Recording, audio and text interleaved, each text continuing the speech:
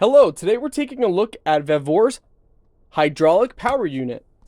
Right away we can see it comes with a little manual and also comes packaged very nicely.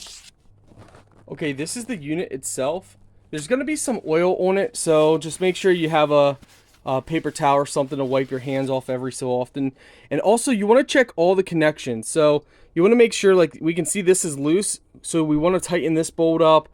And if we show you guys down further the line here, just make sure everything, so here's loose.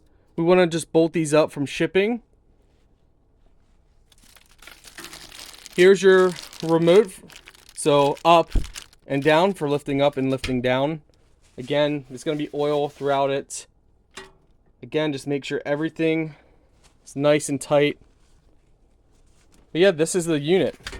It does have a little bit of weight to it, so keep that in mind, but it's not too bad. If we can go ahead and turn this down here and show you the bottom here, just a nice little steel block. You can see that all this oil in here, so we're definitely going to wipe that up. That's just to keep stuff from rusting. A lot of manufacturers do that, so that's nothing to be worried about.